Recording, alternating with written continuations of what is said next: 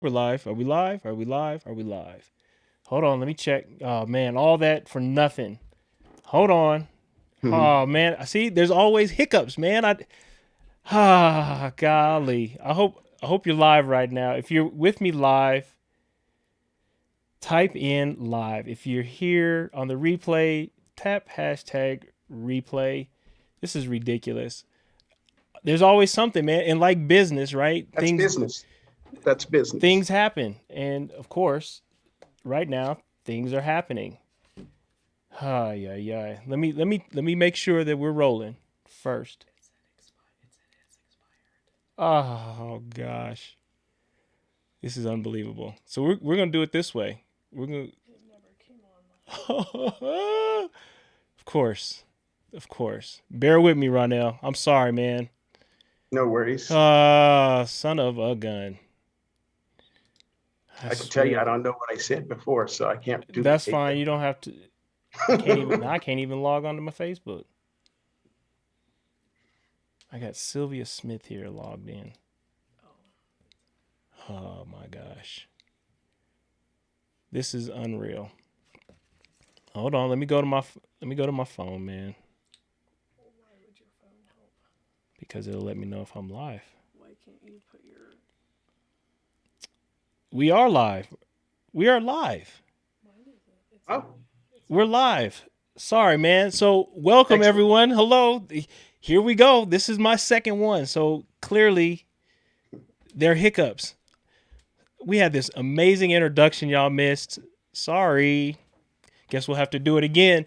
Well, welcome to Power Half Hour with Paul Simmons and his amazing guest, who is his brother, Ronnell Richmond, owner of Prestige Corporate Relocation.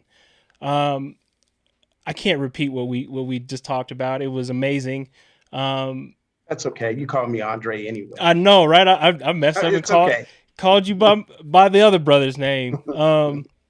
No, Ronnell's my brother and somebody who is doing his damn thing here in Denver. Man, I watched him take his business from this big to this big, and I've seen him work with huge companies here in Colorado, from Excel Energy to the Capitol Building to DIA to the Bureau of Land Management.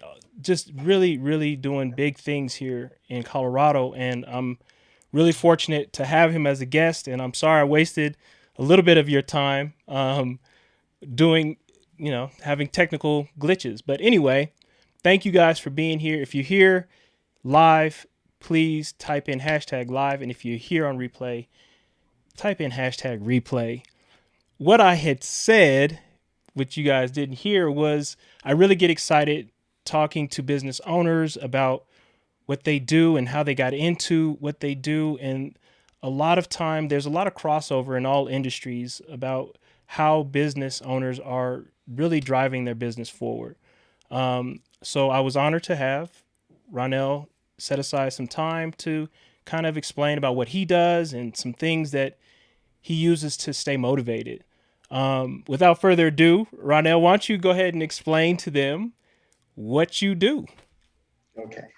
So we are a Again.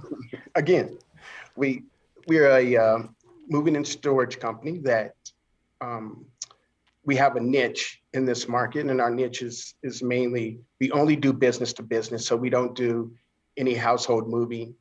Um, but our company is set up in a way in which we have special equipment in what we do to minimize any type of injuries or anything like that. We don't carry things. Um, so we're just a specialized moving company, just doing business to business. Our main focus is daily move ads and changes. So large companies, example would be Excel Energy. We handle Excel Energy in Colorado, Texas, New Mexico, and that's on a daily basis. So we have people out there every day doing ergonomic issues, move ads and changes for someone like Excel. We also have customers like what would be familiar, Charles Schwab. Um, We have about maybe 6 people that go there every day doing move ads and changes. And that's just how much ergonomics and moving they have every day. That's So amazing. that's mainly our main focus there.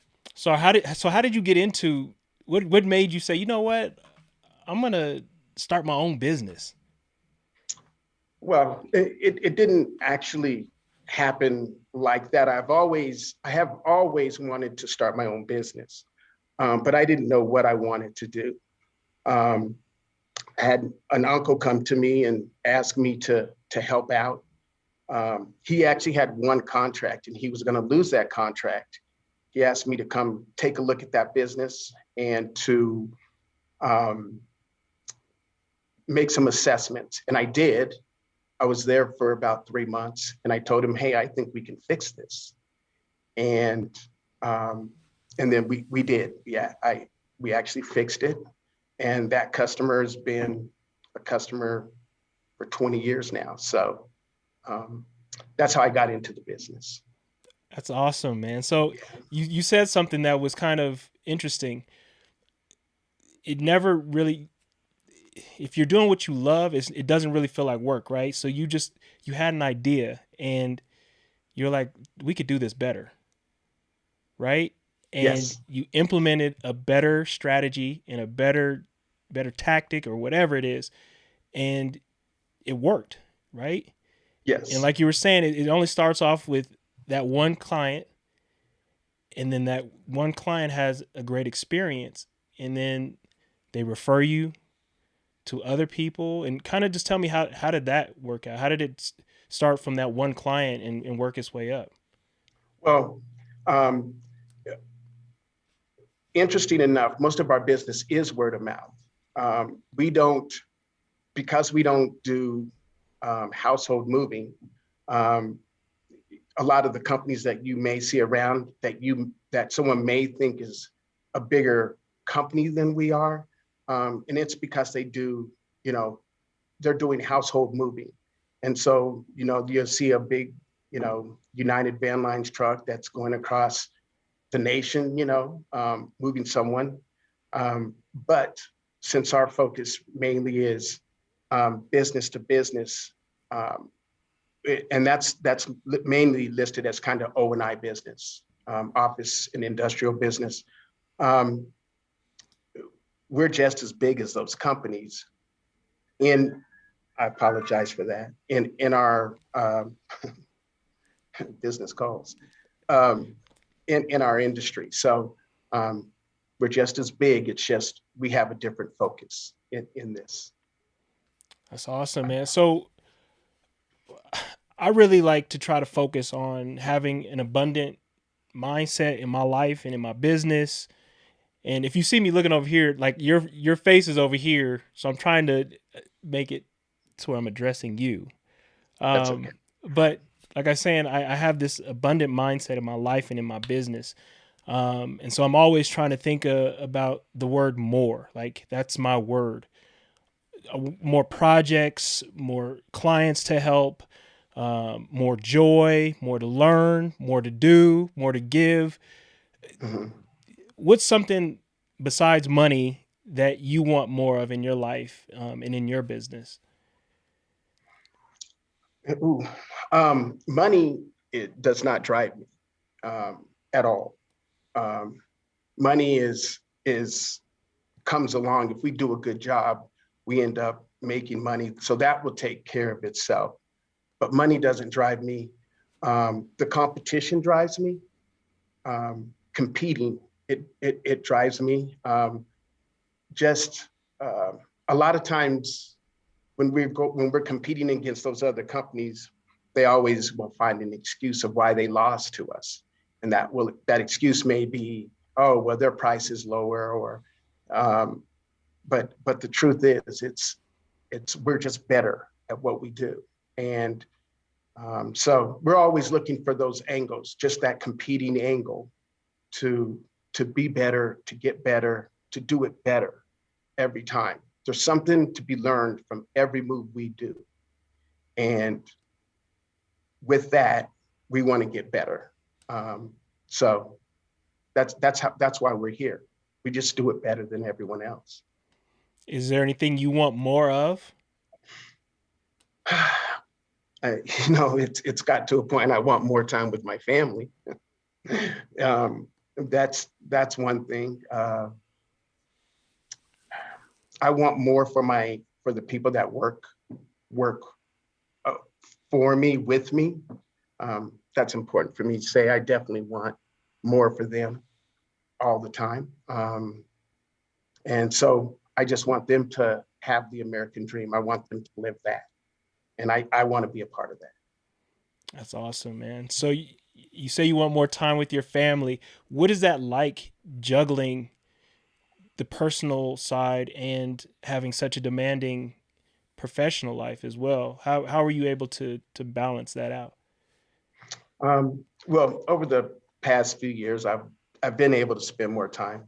Um, this COVID situation has definitely forced you to spend more time. So that's been a real blessing, because you really lose track and sight of how much time you actually don't spend with your family.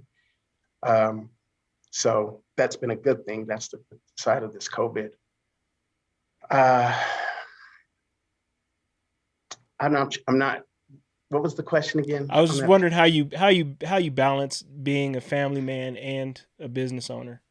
Um, it is tough to balance because there is a point where there is no balance. It's really, really out of whack. It's completely.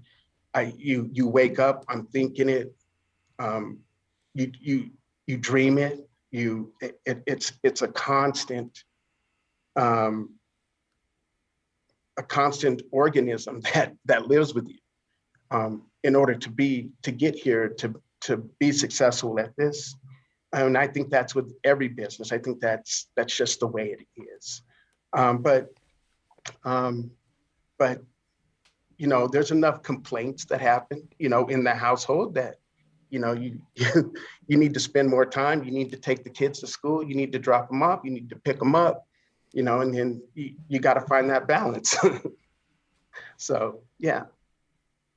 So I probably should know this, but you did you go to college? Did you go to CU? Yes, I I did. thought so. Okay, I just wanted Hmm. to.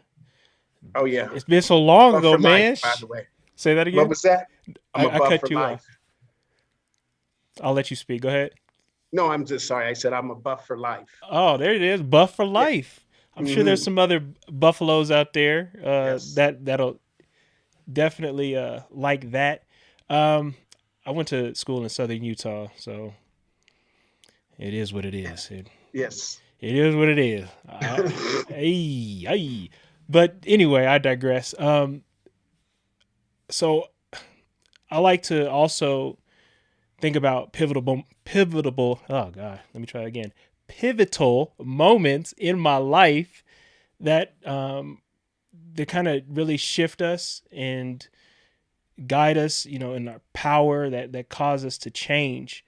Um, can you tell us about a pivotal moment in your life or in your business experience that you feel is the reason you are where you are today?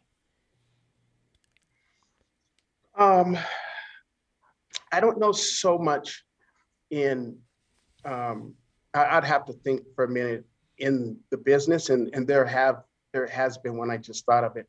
Um, Prior to going into business, I was at a dinner with some friends, and um, at that dinner there was the father of the girl that I was dating. For whatever reason, and there's about 20 of us at this dinner, he wanted me to sit by him. And it so happened that we're up in Vail, and the Chicago Bulls were playing the Boston Celtics.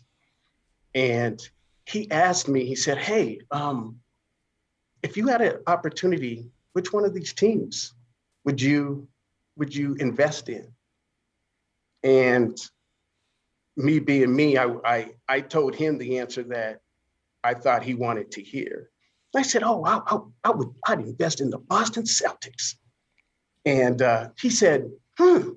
He said, "Oh, well, Ronnell, that would be okay. That would be that would be a good choice." But he said, do you know what I would do? He said, I think I'd invest in those Chicago Bulls.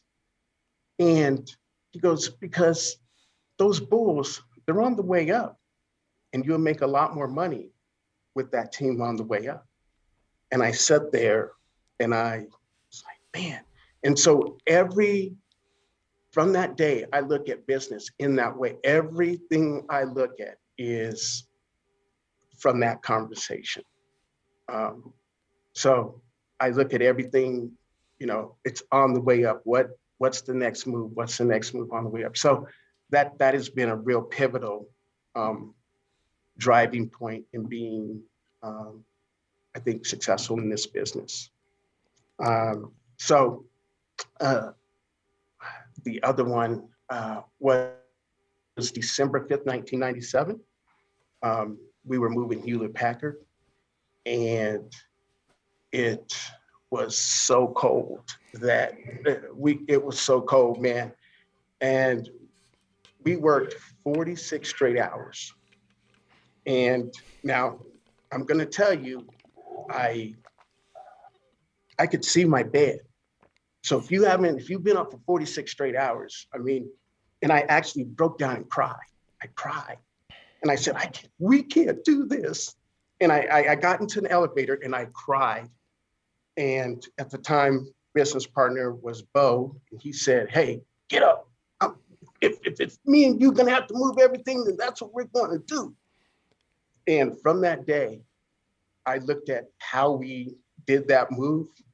And today we could do it in 2 days. 2 days, 8 hours. But we completely changed everything we did and how we do moving, and it's who we are today. And that's why we're still here today, because of that moving strategy that we changed. That's awesome, man. Like, there's so much in that, knowing that, it meant so much, right? You're like, oh my gosh, I can't lose this client, right? You, as a business owner, man, Yes. you feel like that one client could completely just devastate your business, right? Yes. If we had failed on that, we were done. Really? We were done. We were done. If we failed that move, we were done. There's a lot of pressure. So if Yeah. you're out there and Uh, you're, go ahead, I'm listening. yeah. No. It was almost an abusive situation. We had to succeed, but I had guys sleeping underneath desks, and it was a crazy situation. And I understand, and it was, but we had to be successful that day. And that's why I know the date, December 5th, 1997, and it was cold, very. I've been fortunate enough to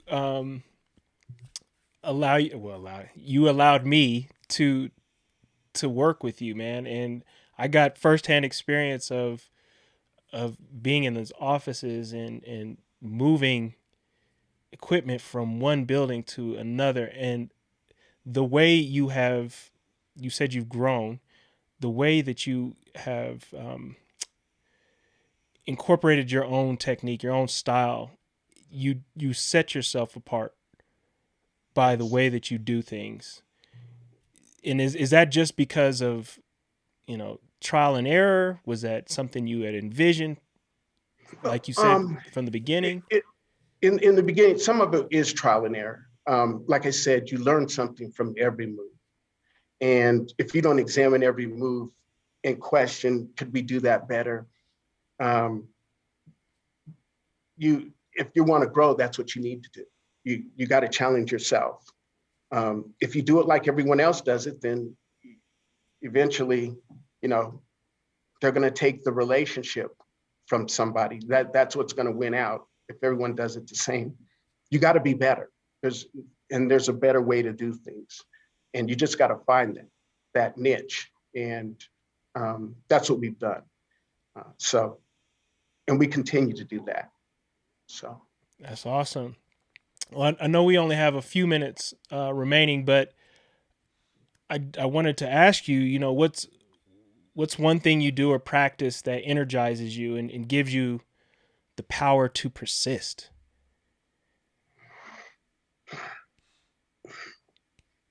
Ooh. Um, what energizes me today, again, is um, just the competition. It just, um, when someone believes you can't do something and they don't, when you can change minds about, you know, who we are, as me in particular, just being a minority business owner.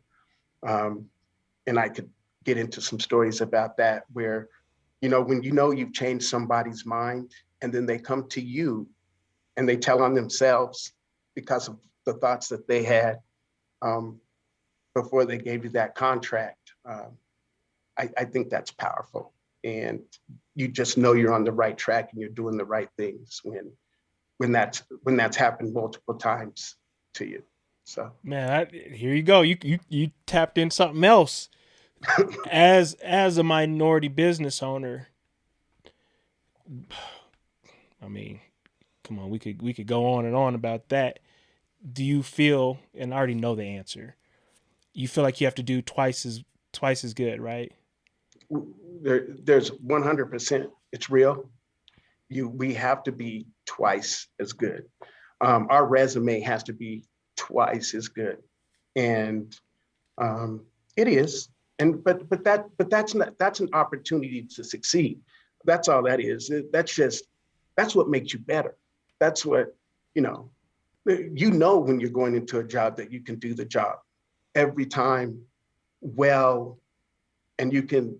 And I don't want to say certain clients, but you just you open up a whole nother world to yourself by being twice as good. So it's a blessing as well. It's a blessing if you can change that mindset, um, that it's not a crutch. That's not a crutch, that you have to be twice as good. Because if you're going to make it anyway, regardless of what color I was, you needed to be twice as good anyway. So it's just the standard. You just do it. I love it. I love it. Um, as we wrap this up, I want to kind of, well, not kind of, I want to ask you this, and we can end on this. What is the biggest lesson a coach or a mentor has shared with you that you would like to pass on to other anybody else out there? What would you like to pay it forward? Ooh. Um, I would say that, and I'm just going to come from the minority perspective, which is because it's just real and how you have to deal with this situation, that you can't use it as a crutch. Use it as an absolute positive. You got to change your mindset, because a lot of times I think we're conditioned, and you hear on TV constantly, um, you know, about a handout or giving, we need this, and we got to do for ourselves. We have to do for ourselves, and we got to look out for each other, and and you know that's the biggest thing. You got to look out for each other, period, and do it for yourself. Just change your mindset, um, that it's all possible. Everyone's going to tell you no and that you're crazy. They're all going to say it, but believe me, if you believe it, you can get it done.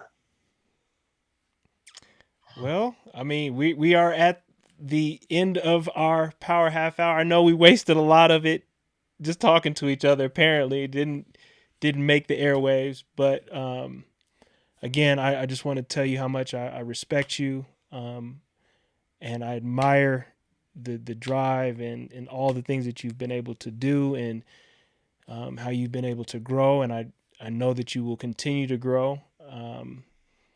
Yeah, man, I Appreciate appreciate that.